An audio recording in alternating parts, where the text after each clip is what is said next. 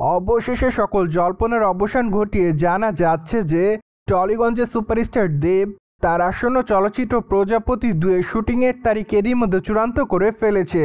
কেননা সম্প্রতি টলিগঞ্জের সুপারস্টার দেব জানিয়েছে যে জুলাই মাসের প্রথম সপ্তাহ থেকে প্রজাপতি 2 চলচ্চিত্রের শুটিংয়ের কাজে যোগদান করবেন তিনি। তাছাড়া একটানা প্রায় অনেক দিনই চলচ্চিত্রের শুটিংয়ের কাজ করা হবে। পাশাপাশি অবশ্য বর্তমানে চলচ্চিত্রের শুটিং লোকেশনও চূড়ান্ত প্রায় তাদের।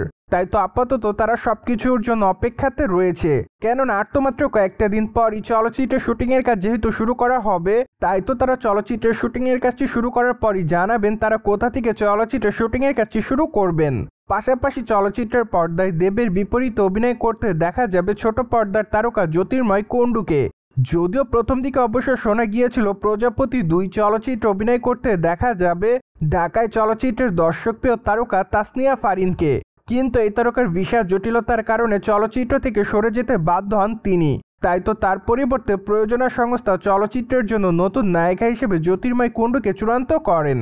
আর এজন্যই বর্তমানে বলাই বাহুল্য যে এট দ্য ফার্স্ট টাইম দেব এবং জ্যোতির্ময় কুণ্ডুকে চলচ্চিত্রের পর্দায় দেখা যাবে। তাই তো বর্তমানে তাদের সকল দর্শকরা তাদের এই চলচ্চিত্রটি দেখার জন্য অপেক্ষাতে রয়েছে।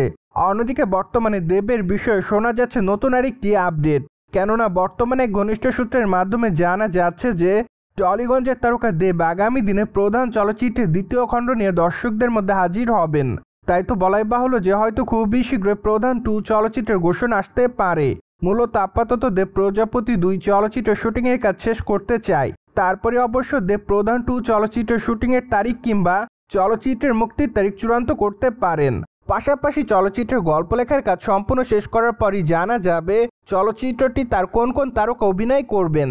অন দ্য আদার হ্যান্ড আপনারা সকলে জানেন যে দেব মাত্র কয়েকটা দিন আগে রঘু ডাকাত চলচ্চিত্রের শুটিংয়ের কাজ শেষ করেছে, যার প্রেক্ষাপটে বলাই বাহুল্য যে বর্তমানে তার রঘু ডাকাত চলচ্চিত্রটি রয়েছে মুক্তির অপেক্ষাতে। তাছাড়া রঘু ডাকাত চলচ্চিত্রটি অবশ্য দুর্গাপূজা উপলক্ষে গোটা কলকাতাতে মুক্তি দেওয়া হবে। তাই তো বলাই বাহুল্য যে বর্তমানে চলচ্চিত্রের এডিটিংয়ের কাজের পেছনে চলচ্চিত্রের প্রযোজনা সংস্থা ব্যস্ত সময় পার করছে।